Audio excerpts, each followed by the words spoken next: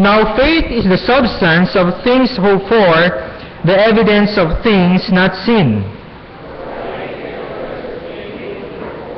Through faith we understand that the worlds were framed by the Word of God, so that things which are seen were not made of things which do appear.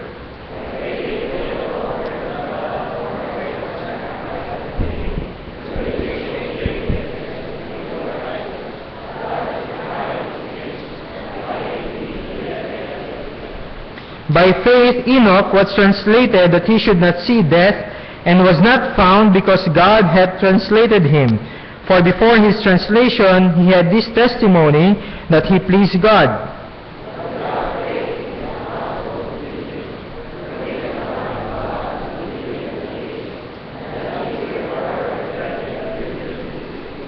By faith Noah, being warned of God of things not seen as yet, moved with fear, prepared an ark to the saving of his house, by the which he condemned the world, and became heir of the righteousness which is by faith.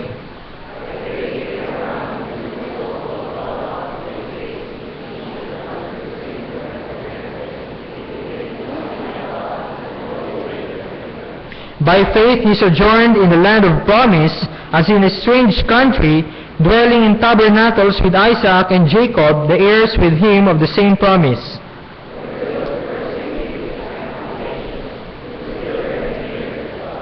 Through faith also Sarah herself received strength to conceive seed, and was delivered of a child when she was past age, because she judged him faithful who had promised.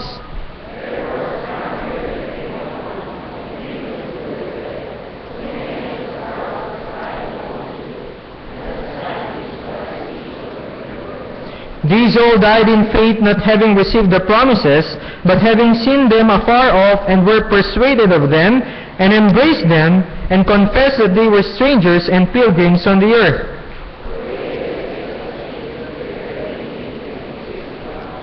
And surely if they had been mindful of that country from whence they came out, they might have had opportunity to have returned.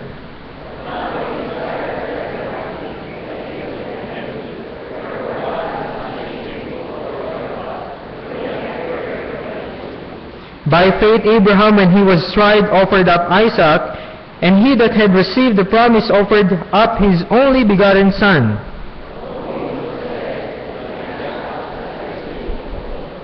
Verse 19, accounting that God was able to raise him up, even from the dead, from whence also he received him in a figure. Let's pray. Father in heaven, Lord, we thank you, Lord, for the reading of your word. We thank you, Lord, for allowing us, Lord, to be here. We thank you, Lord, for your grace, Lord, upon our lives. Thank you, Lord, for the gift of salvation that you have given us, Lord, through your Son, the Lord Jesus Christ, that is so rich and so free. Lord, we thank you, Lord, for the presence of each one. We thank you, Lord, even for the visitors. We pray, Lord, you will be the one to guide us, Lord.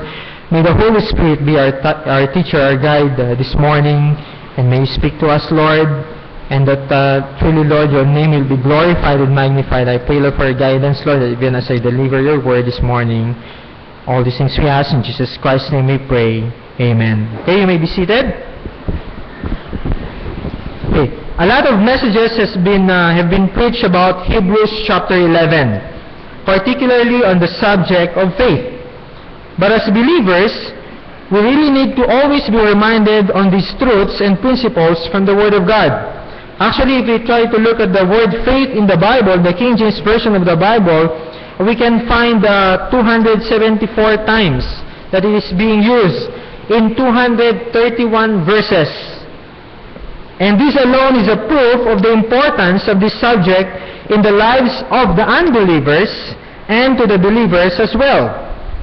In Romans chapter 15, verse number 4, it says, for whatsoever things were written aforetime were written for our learning, that we through patience and comfort of the Scriptures might have hope. In Romans chapter 3, verse 28, therefore we conclude that a man is justified by faith without the deeds of the law. In Romans chapter 1, verse 17, it says, for therein is the righteousness of God revealed from faith to faith. It says, from faith to faith, as it is written, the just shall live by faith.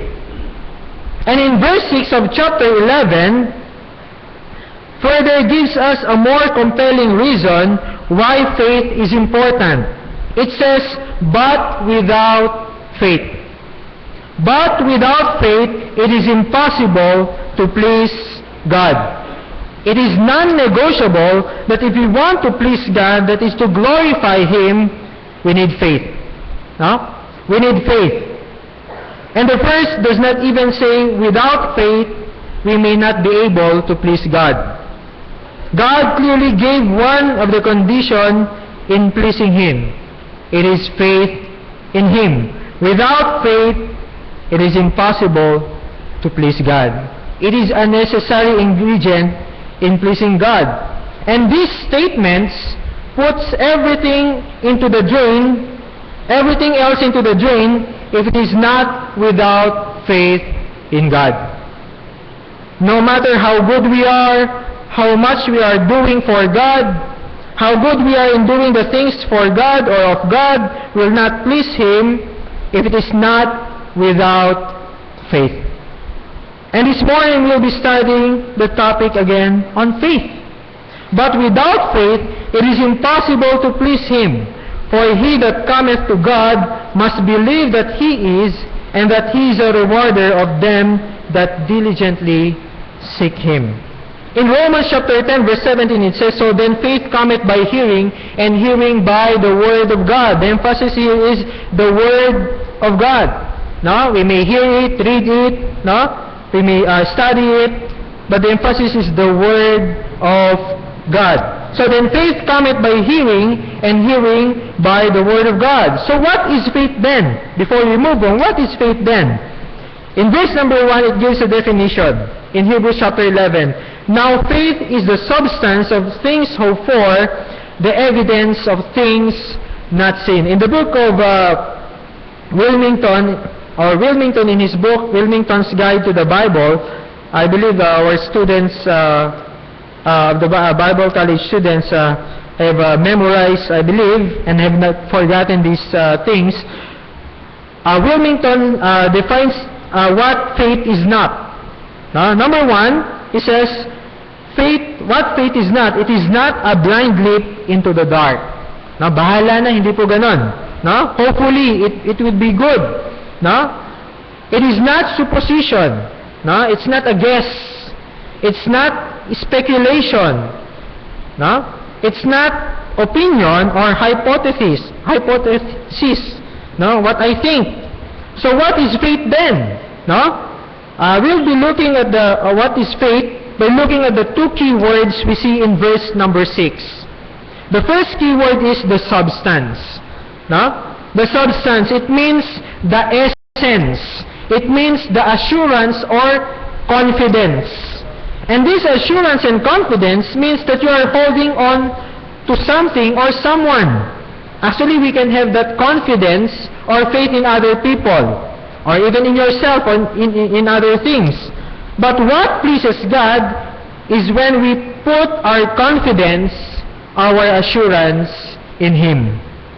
And if we hold on to Him for who He is, what He claims to be, and His promises in His Word, that He is sovereign, that He is all-powerful. Imagine, He is all-powerful, all-knowing, omniscient, righteous, holy, gracious, loving, immutable God.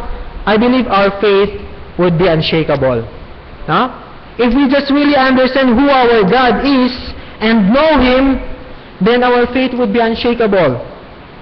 No matter what is our circumstances, then our faith would be unshakable. Faith is the confidence in God for what He declared Himself to be. When God said, I am omnipotent, I am omniscient, then faith is that confidence in God for what He declares Himself to be. It is taking God at His word. And the second key word is the evidence. It means the conviction or the proof of the substance. Genuine faith will always result to proper response to God. Yung genuine faith po will always result to proper response to God, to His character, and to His dealings with us. By the way, God sees both the substance and the evidence, while man sees only the evidence.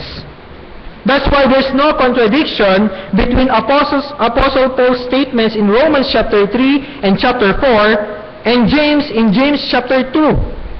In Romans chapter 3 verse 28 it says, "Therefore we conclude that a man is justified by faith without the deeds of the law." In chapter 4 verse number 3, "For what saith the scripture? Abraham believed God, and it was counted unto him for righteousness." The substance of faith in salvation is that believing 100% that only the Lord Jesus Christ can save a sinner. The Bible says in John chapter 14 verse 6, "I am the way, the truth, and the life. No man cometh unto the Father but by me." And the evidence of faith in salvation is that when a person calls upon the name of the Lord to actually be his or her Savior. No? The Bible says, "Whosoever shall call upon the name of the Lord shall be saved." The Bible says in Romans chapter 10 verse 9 that if thou shalt confess with thy mouth the Lord Jesus and shalt believe in thine heart that God hath raised him from the dead, thou shalt be saved. Paul's emphasis here was our standing before God. It is our justification before God. On the other hand, in James chapter 2, James' emphasis was our state before men. It is our justification before the world. It focuses on the evidence. In James chapter 2, verse 17 to 26, I'll be reading these verses. Just read it with your eyes. In verse number 17, it says, "Even so faith, if it hath not works, is dead, being alone. Yea, a man may say, Thou hast faith, and I have works. Show me thy faith without thy works, and I will show thee my faith by my works. Thou believest that there is one God, thou doest well. The devils also believe and tremble. But wilt thou know, O vain man, that faith without works is dead? Was not Abraham our father justified by works when he had offered Isaac his son upon the altar? Seest thou how faith wrought with his works, and by works was faith made perfect? And the scripture was fulfilled which saith, Abraham believed God, and it was imputed unto him for righteousness, and he was called the friend of God. Ye see then how that by works a man is justified, and not by faith only. Likewise also was not Rahab the harlot justified by works, when she had received the messengers and had sent them out another way? For as the body without the spirit is dead, so faith without works is dead also. Paul's emphasis was the substance of faith which only God sees, while James' emphasis was the evidence of faith which what man sees. No? So there is no really contradiction when it comes to faith, that salvation is by grace through faith in the Lord Jesus Christ. Now, if you look at these verses in what we have read in the book of James chapter 2, what we say to others about our faith will have little or no impact on them if it has no evidence in the life that they can see. So James' emphasis was on the evidence of faith which man sees. Now let's look at the example of one of the heroes of faith listed in chapter 11 and see how genuine faith, meaning the evidence and the substance is there, was manifested in his life. Of course, in spite of some of his mistakes, great or small, we can see his faith in God. Let's look at the example of Abraham and see at least three principles of his genuine faith in God. In Hebrews chapter 11 verse 8 to 9 it says, by faith Abraham. Now actually if you look at this book of Hebrews chapter 11, you will always see by faith. By faith Abraham, when he was called to go out into a place which he should after receive for an inheritance, obeyed, And he went out, not knowing whither he went. By faith he sojourned in the land of promise, as in a strange country, dwelling in tabernacles with Isaac and Jacob, and the heirs with him of the same promise.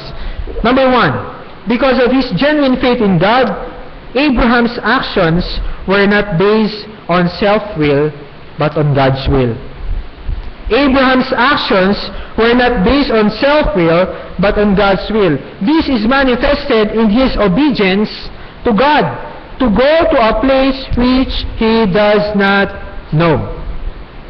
By the way, he doesn't have all the details. Yet, he is confident that God has already taken care of it. Hindi niya po alam kung anong mangyayari sa kanya. But he knows that it is God who called him, and he is confident that God has already taken care of all the details. He may not have totally understood everything, but he is confident that God knows what he is doing. No? God knows what he is doing. The command of God to Abraham is very clear. If you look at Genesis chapter 12, verse 1 and 2, is to go out of his country and of his kindred and out of his father's house. No? Actually, for us, God's outstanding commission for us, or command for us, is to go into all the world and share the gospel. Of course, when we speak of the world, it means it could be local and foreign. It could be our community, our locality, it could be foreign missions. No? Our outstanding call is to go out into all the world and share the gospel, to get out of our old life from sin, and to live for Him. But it may be for some, literally, God's will for you is to literally move to a new place of service, no? To a new mission field. But for some, it might just be to stay where you are and continue to do what you are doing. In verse number 9, we can see, in verse number 9, it says, by faith he sojourned in the land of promise, as in a strange country, dwelling in tabernacles with Isaac and Jacob, the heirs with him of the same promise. Sabi dyan, by faith he sojourned. No? A sojourner is a resident alien, no? A temporary settler. His faith is manifested not only in his obedience to go out, but also in his obedience to stay. Yet he considers himself still a temporary settler, meaning anytime God calls him to go to a certain place, then he will go. No? Anytime God calls him to do some other things, then he will do that. Either way, because of his faith, his actions were not based on self-will, but on God's will. Yes, he may have backslidden when he moved to Egypt, not due to a famine in Canaan, but yet he went back to the place where God had promised him. When he was tested by God to offer his only begotten son Isaac, he obeyed God. He was willing to offer what's most precious in his life. Sino po yun? His son Isaac. This only shows that God's will in his life is more precious than his own will. And genuine faith leads to actions not based on self-will, but on God's will. How is our actions and decisions lately? No? Is it self-driven or based on God's will? When God asks us to offer to Him the one that's most precious to us, will we decide based on His will? It could be our wealth, it could be our resources, it could be our career, our time, in totality our life. Can we utter the same question like Apostle Paul at his conversion in the road to Damascus when he said, Lord, what wilt Thou have me to do? Nakakatakot pong itanong yung question na yan sa Panginoon. Tama ba? Lord, what wilt Thou have me to do? Be sure when you ask that question, you are ready to follow God. Lord, what wilt Thou have me to do? But without faith, it is impossible to please God. Abraham, because of his genuine faith in God, his actions were not based on self-will, but on God's will. And number two, because of his genuine faith in God, his aspirations were not earthly, but heavenly. In verse number 10, it says, in verse number 8 and 9, by faith Abraham, when he was called to go out into the place where he should after receive for an inheritance, obeyed. And he went out, not knowing whither he went. By faith he sojourned in the land of promise, as in a strange country, dwelling in tabernacles with Isaac and Jacob, the heirs with him of the same promise. Verse number 10, for he looked for a city which hath foundations, whose builder and maker is God. And in verse number 16 we can see, but now they desire a better country. No? They desire a better country. Who wants a better one? Probably all of us. No? Siguro yung mga young people, they want a better cell phone. Okay? You want a better job, a better career, a better work, a better pay, a better house, everything better. If not the best. No? But here we can see that these heroes of faith, but now they desire a better country. And what country is that? That is heavenly. Wherefore God is not ashamed to be called their God, for He had prepared for them a city. Abraham, because of his genuine faith in God, his aspirations, his goals, his desires were no longer earthly, but heavenly. That's why when if you remember the story, that's why when there was a contention between his servants and Lot's servants, because the land were too small for them, because of the increasing herds and substance, he gave the first choice to Lot. No? And because he gave the first choice to Lot, because he was not after the riches of this world. He could have imposed his position and made the first choice, but he didn't. In Genesis chapter 13, verse 8 to 9, it says, and Abraham said unto Lot, let there be no strife, I pray thee. Kung minsan tayo nakikipag-away pa, no? To get the bigger pie, to get the bigger slice of the pie. No?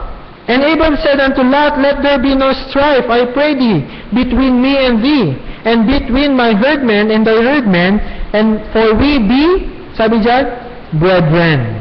No? So, ibig sabihin pala, pag brethren, dapat hindi nag-aaway. No? You don't agitate the other party. No? Tayo na po yung magbigay. No? Dito sabi niya, for we be brethren. Is not the whole land before thee? Separate thyself, I pray thee, from me. If thou wilt take the left hand, then I will go to the right. Now, alam niyo po yung mga bata, na siguro if you notice, when they are playing, no, if there are two kids who are playing, kung ano yung kinuha ng isa, yun yung kukunin ng isa. No? Tapos yung bagay na kinuha niya, itinabi niya naman, hindi naman niya lalaruin. Kung ano yung nilalaro ng isa, yun yung kinukuha ng isa, and it speaks of immaturity. It speaks of selfishness.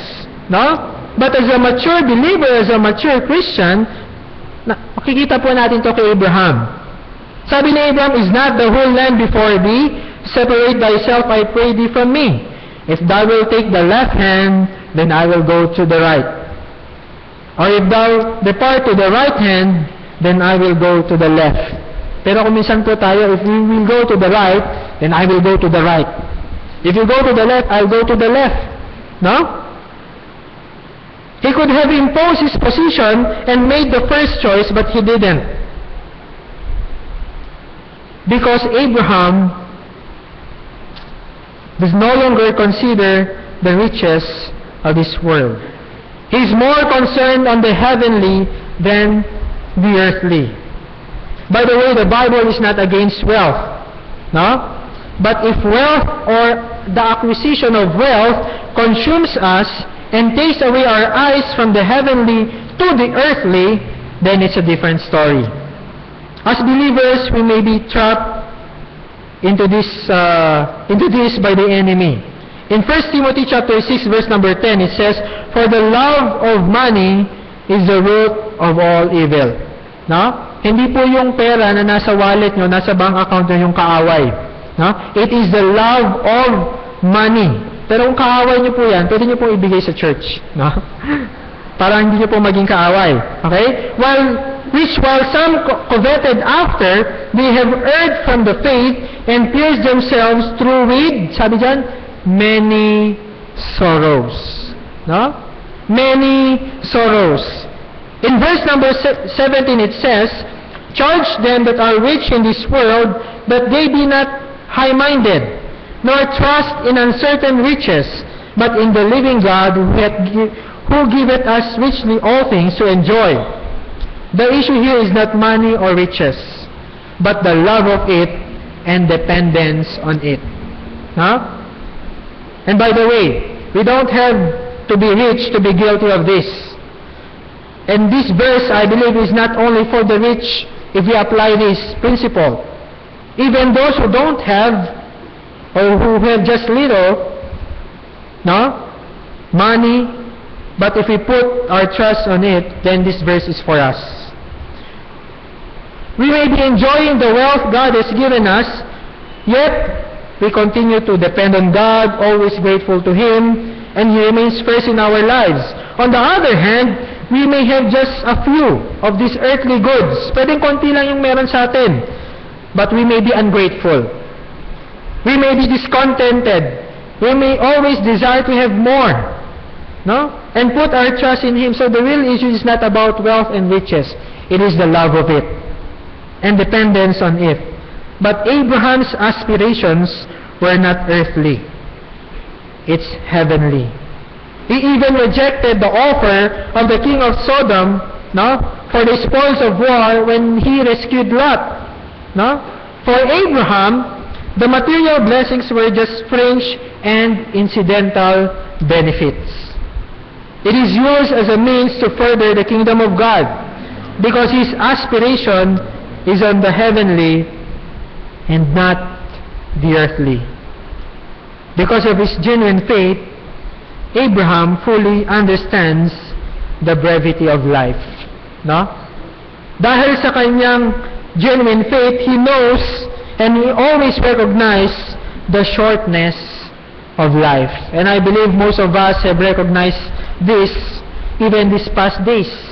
Iba sa atin nagpunta sa mga cemetery, and I believe, we have recognized and we are reminded of the shortness of life and the vanity of earthly riches and pleasures.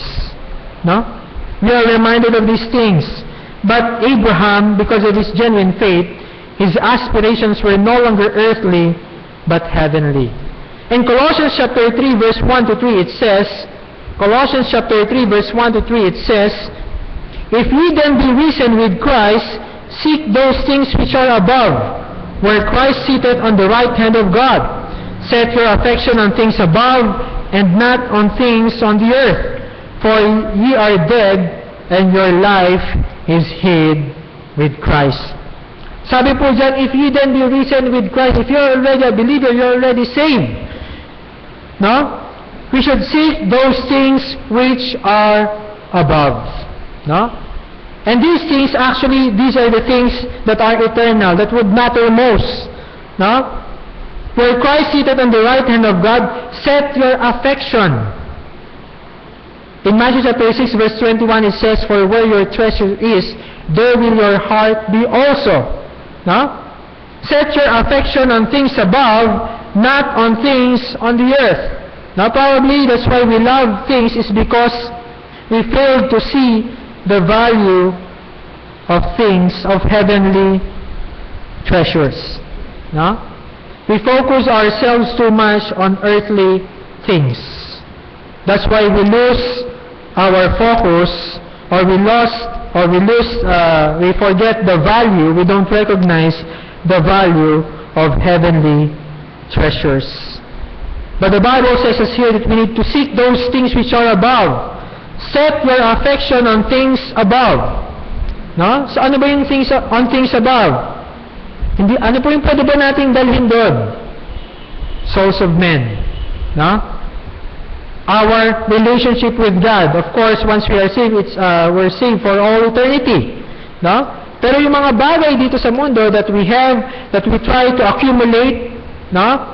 That we aspire of, then some of these things or most of these things we cannot bring to heaven. Iwanan po natin lahat yan. That's why the challenge is to set your affection on things above, not on things on the earth. For ye are dead, and your life is hid with Christ in God. In verse number 13 of Hebrews chapter 11, it says, these all died in faith. Itong mga tao na to, these heroes of faith,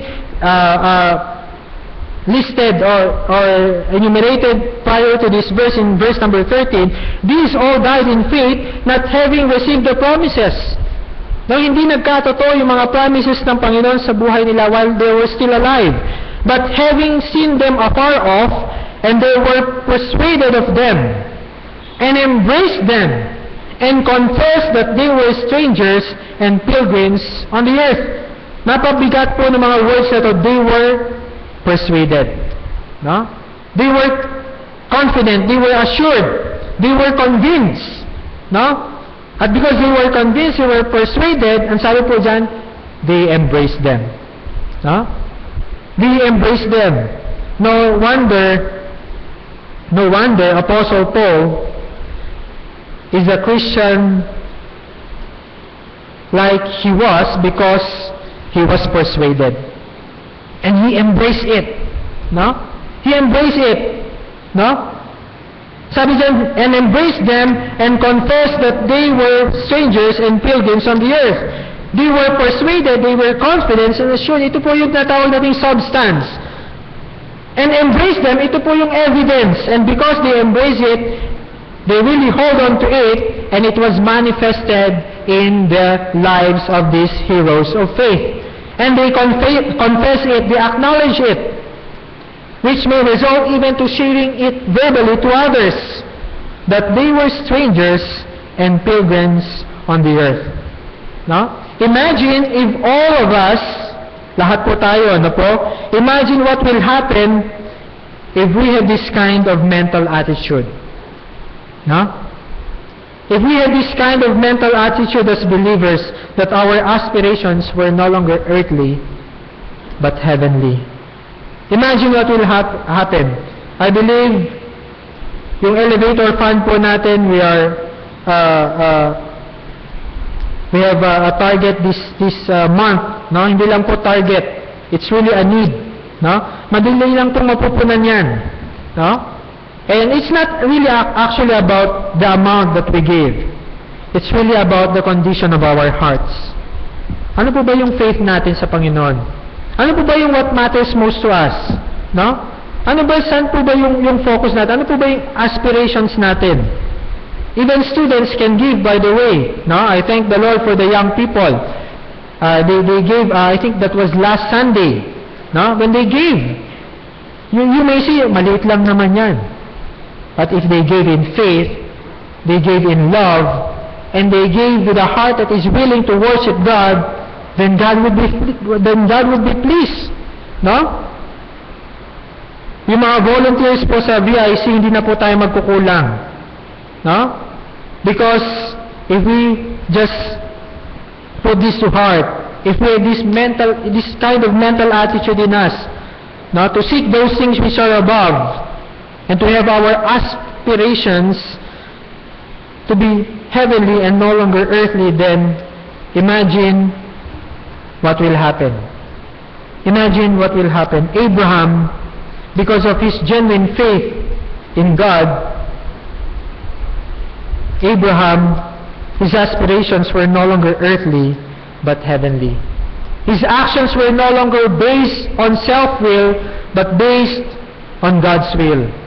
And number 3, Abraham, because of his genuine faith in God, his assurance, his confidence was not based on himself, not based on his capacity, abilities, or what he thinks, but based on God. Based on the character of God. Based on the promises of God. Let's look at verse number 17 and 19.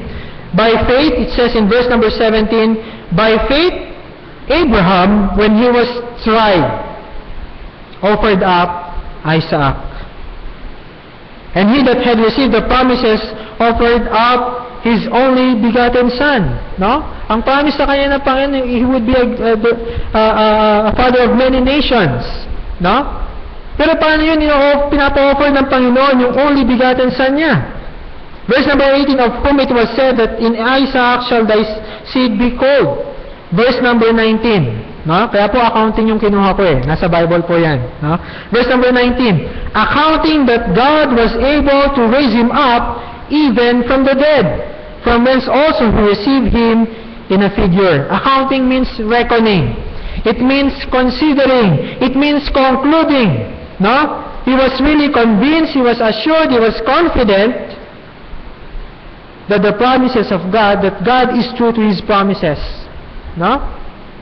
That God is true to his promises. That he is confident in God for what he declares himself to be.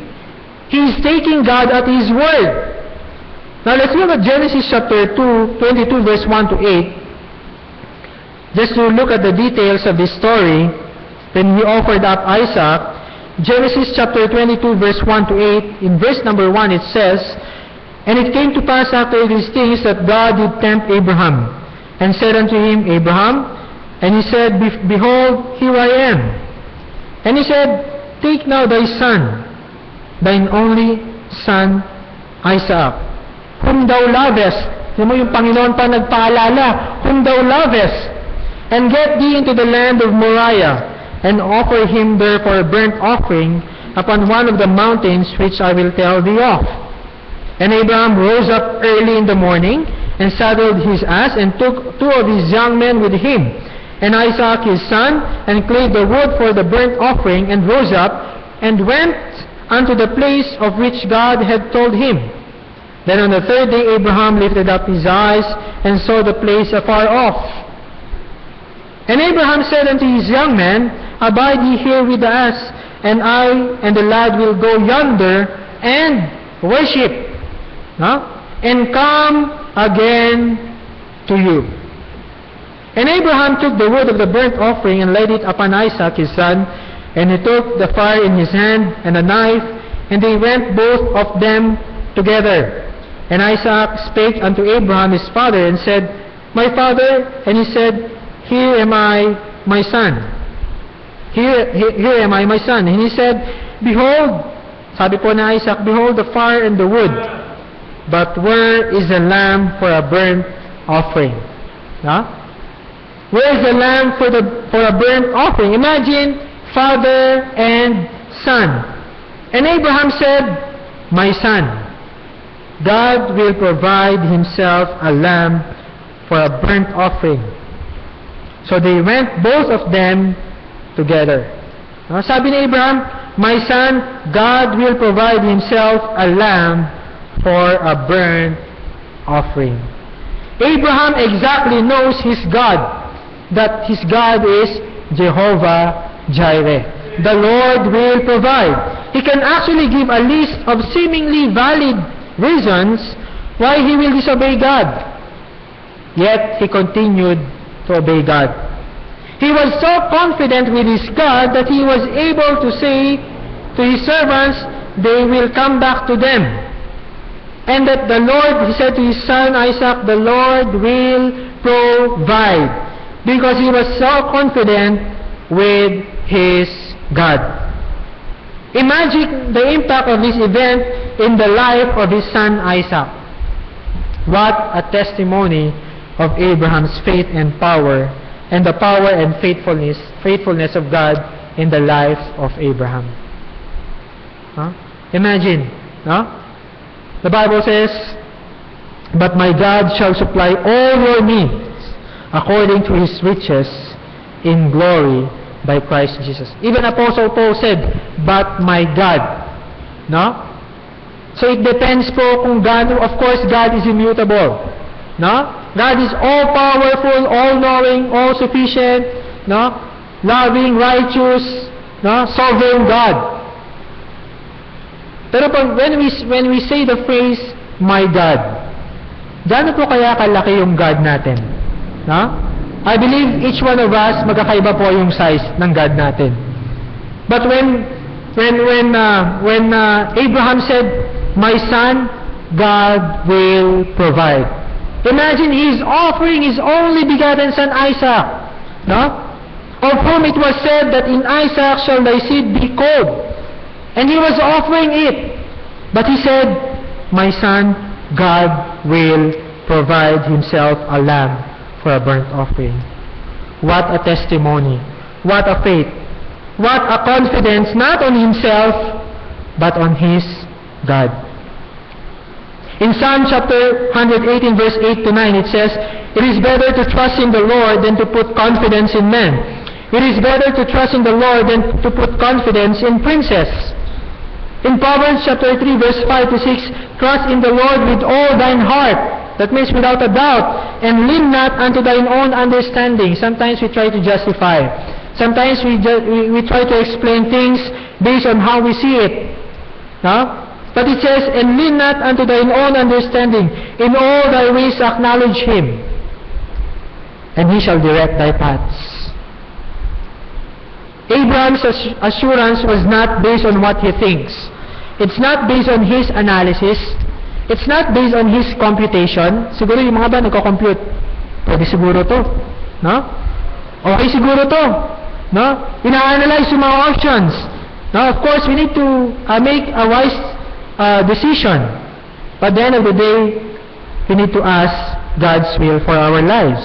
His assurance was not based on what he thinks, not based on his analysis, probably not based on his computation, not based on his guts or feelings, but based on the character and promises of God, based on God's word.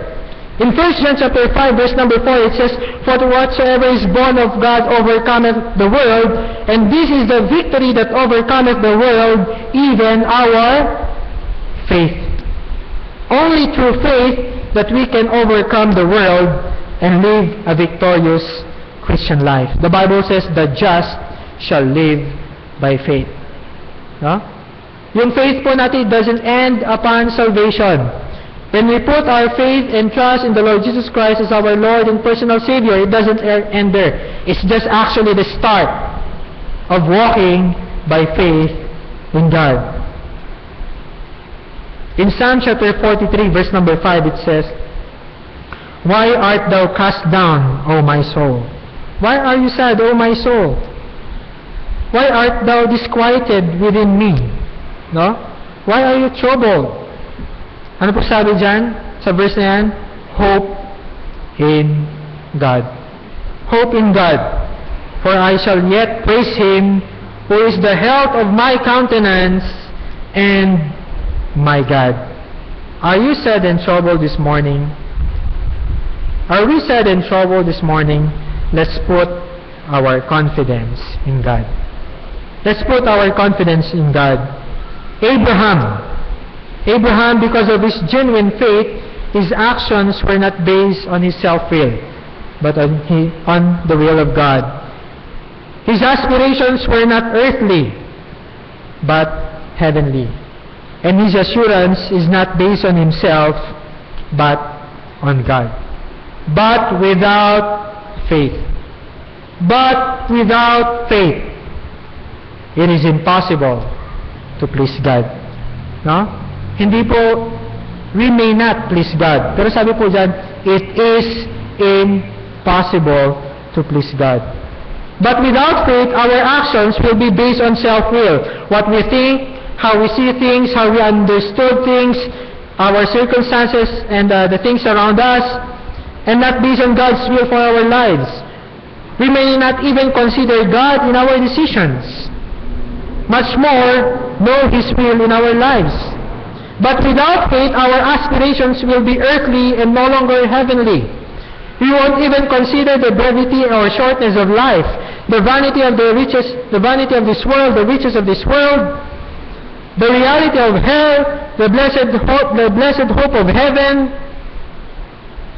But without faith, souls may no longer be of value to us. Rather, we have focused ourselves on laying up treasures on earth. But without faith, our assurance will be on ourselves and not on God, not on His character, not on His promises. We may no longer be depending upon God. Our confidence might have been in our talents, in our abilities, the money we have in our bank account, our connections, even our past victories. Probably the first time you teach in a BIC class, you were trembling. Yung tuhod mo nanginginig and you prayed a lot, really hard. Pero ngayon, okay na lang, kahit hindi na ako nag-prepare, kabisado ko na yan. No? I've mastered it, kahit na every year, yan na yung tinuturo ko, nakapikit ako, napapanaginipan ko na yan. No? And you no longer pray, you no longer depend on God.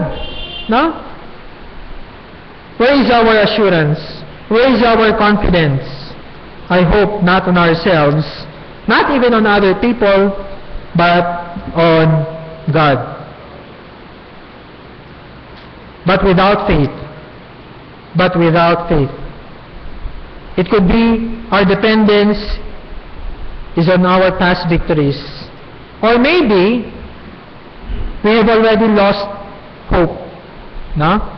We have focused on the problems and the troubles that blinds us to see how big our God is. No? I believe you still remember the illustration. No, actually, if kahit po small coin yan, when you put it just in front of your eyes, then the rest po would be, magiging blurred na po. Pero kung maliit po yan, inilayo nyo sa inyo, you can see the rest of the view. No? And sometimes we look at troubles and problems just like that. We put it exactly in front of our eyes. That's why we don't see God. No? Our troubles and our problems blind us to see how big our God is. But without faith, it is impossible to please God. If you are here this morning and you are not yet sure of heaven, no, the Bible says in Ephesians chapter 2 verse 8 and 9, "For by grace are ye saved through faith. The just shall live by faith, and salvation is always by faith in the Lord Jesus Christ." Not of works, no? It is the gift of God, not of works, lest any man should boast. Not how good we are, no? Not how talented we are, no? Hindi dahil mas marami tayong nagawang kabutihan kaysa sa kasalanan, no? Not because we are better than other people, not because we have earned it, but it's only through faith in the Lord Jesus Christ. Because the Bible says, "For all have sinned and come short of the glory of God." All of us come short of God's glory because God is absolutely holy. And we are sinners. No? At dahil po doon, lahat po tayo kinapos. And we cannot enter God's kingdom because of our sins. That's why the Lord Jesus Christ, He is God. He's sitting on the throne of God, but He went down, He became man. He was born without sin, He lived a sinless life, but at the cross of Calvary, He took upon Him the penalty of sin. And He died for our sins. And the Bible says, For He hath made Him to be sin for us who knew no sin, that we might be made the righteousness of God in Him. Imagine the unfair exchange in the cross of Calvary. God took upon Him, the Lord Jesus Christ took upon Him the penalty of sin. He is righteous, He is without sin, yet He took upon Him the penalty of sin. At tayo naman po, when we trust Christ as our Lord and personal Savior, His righteousness is imputed upon us. And that's why we can now be, or we are now acceptable before God. Not because of who we are, but because of trusting in the Lord Jesus Christ, and upon that, and with that, His righteousness is imputed in us. For by grace are ye saved through faith, and that not of yourselves. No? That means it's totally dependent, it's total dependence upon the Lord Jesus Christ. No? Not on yourselves. It is the gift of God, not of works, lest any man should boast. what you need to do is call upon the name of the Lord. Sabi ng Bible, for whosoever shall call upon the name of the Lord shall be saved. Lord, just a simple prayer, Lord, save me, for I am a sinner. And if you do that with faith, sabi sa Bible, with faith, God will be pleased. For by grace are you saved through faith. And the challenge for us believers, but without faith, but without faith, but without faith, it is impossible to please God. Probably the question is, how much faith do we have in God? The Bible speaks of no faith. The Bible speaks of little faith. No? Napakarami pong instances when the Lord Jesus Christ said, "O you of little faith," when worrying about providing our needs in Matthew chapter 6. In Matthew chapter 8, verse number 26, when the disciples were in the midst of trouble. No? They're in the midst of the typhoon. When Peter doubted, sabi na pang, "O you of little faith," when he saw the boisterous wind. In Matthew chapter 16, verse number 8, when they did not understand spiritual matters. How much faith do we have in God? Is it no faith? Is it little faith? Or it may be a wavering faith. But I hope we will move to that great faith. No? That great faith. This refers to in Matthew chapter 8, verse number 10, when the centurion asked the Lord Jesus Christ to heal his servant. Sabi niya, "Lord, I am not worthy that you go under my roof. Just command it, Lord, and my servant will be healed." What a great faith. What a confidence in a great God. No? What a confidence in a great God. How much faith do we have in God? And that is the substance. And the evidence is, can others see this faith in us? Can others see this faith in us? I believe Isaac, after that event, Isaac saw God differently. Isaac sees God differently. He sees God the way his father sees it. Because of the testimony of Abraham. And I believe all of us also can have that great faith. If we have trusted God with the destiny of our soul, why can't we trust Him now with the details of our lives? Kung isipin po natin, if we have trusted God with the eternal destiny of our soul, why can't we trust Him with the details of our lives? But without faith, it is impossible to please God. Let's bow down our heads, let's pray. Father in heaven, Lord, we just thank you, Lord, for your word. And Lord, may you speak to us, Lord, even as the piano plays, Lord. As we have this invitation now, Lord, we pray, Lord, that you would help us, Lord, to really put these truths in our lives, that without faith in you, Lord, it would be impossible to please you. Help us, Lord, to depend upon you always. Help us, Lord, that our actions would not be based on our self-will, but on your will. Help us, Lord, that our aspirations will not be earthly, but will be heavenly.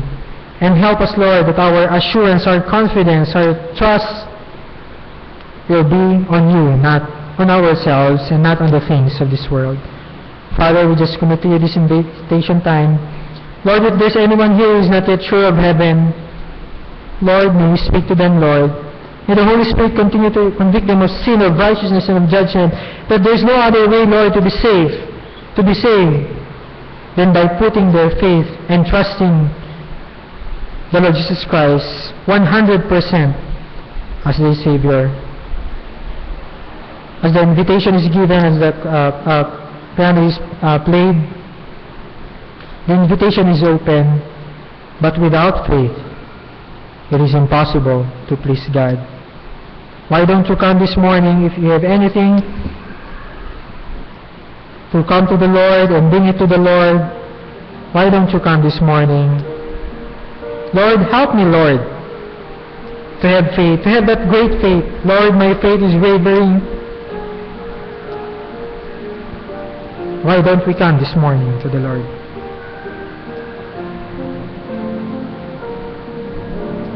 Lord, my faith is too little.